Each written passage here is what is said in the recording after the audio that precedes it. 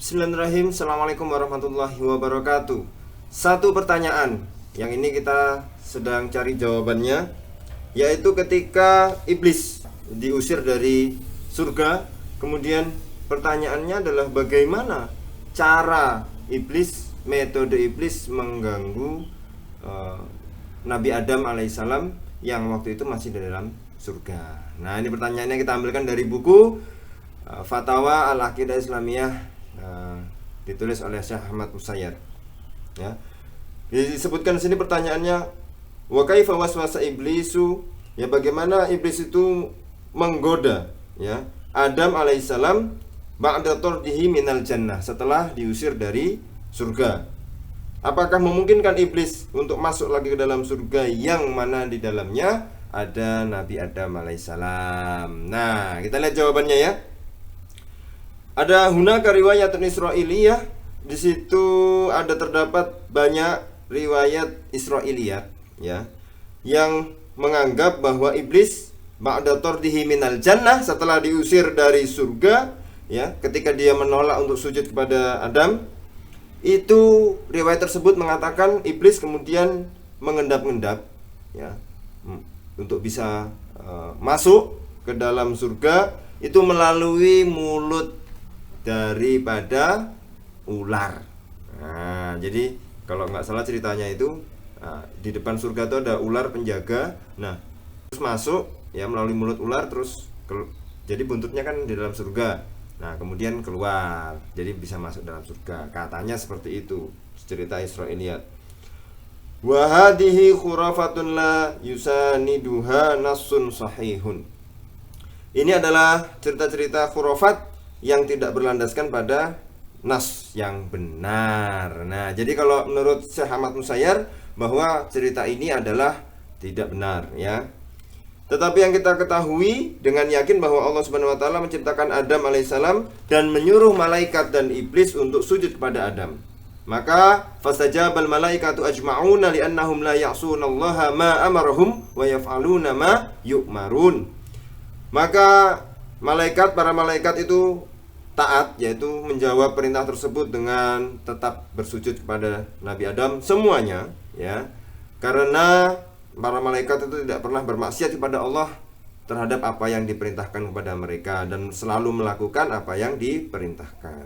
Wa rafadha iblis al-amru al-ilahiyah, maka iblis, tetapi iblis ini menolak perintah ilahi ya, perintah dari Allah.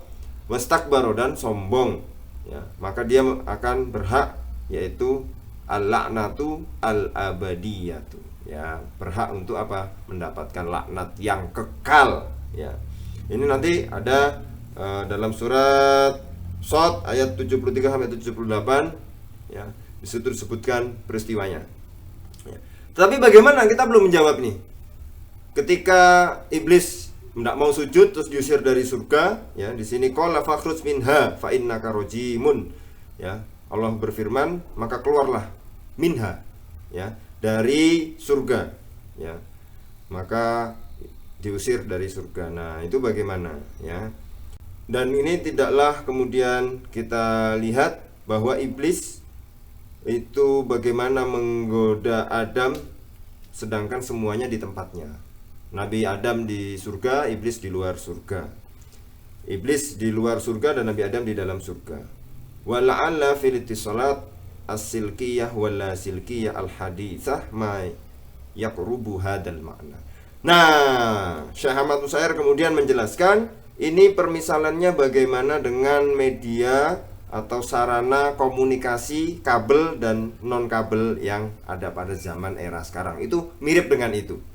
Artinya meskipun tidak secara tempat berbeda, tetapi bisa tetap iblis itu menggoda Nabi Adam ya kan.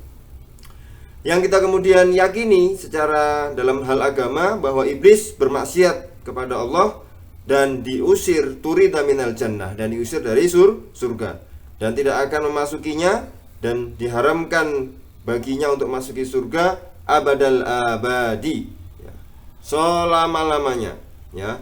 Itu adalah yang kita yakini. Walladhi, dan yang kemudian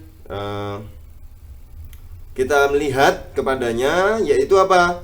Bahwa iblis bukanlah dari malaikat, ya.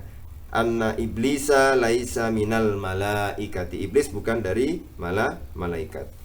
Nah, maka di sini ya kesimpulannya bahwa itu tidak masalah.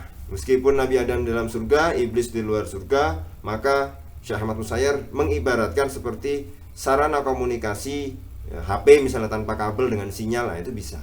Ya, itu bisa. Zaman sekarang aja bisa gitu loh, apalagi yang di sana gitu ya, yang waktu peristiwa itu. Jadi tidak masalah. Karena cerita-cerita Israiliyat yang sering kita pahami bahwa iblis kemudian nyamar jadi cacing terus dimakan bangau. Kalau tadi ada yang bilang ular, ada yang bilang bangau ya. Jadi cacing dimakan bangau terus kemudian keluar lewat belakang ya, masuk dalam surga. Nah, itu tidak ada nas yang sahih yang kemudian mendukungnya. Nah, maka di sini kesimpulannya ya tetap itu ada caranya yang mungkin kita tidak tahu ya. Beliau mengibaratkan seperti sarana komunikasi di zaman sekarang saja tidak ada kabel masih bisa berhubungan gitu kan, apalagi beda tempat gitu kan ya. Seperti itulah, ada Nabi Adam alaihissalam dalam surga, iblis di luar surga diusir, tapi iblis tetap bisa menggoda Nabi Adam. Nah, situ baiklah para pemirsa, kita sudah jawab pertanyaan itu ya. Kita ketemu lagi di video berikutnya. Terima kasih. Assalamualaikum warahmatullahi wabarakatuh.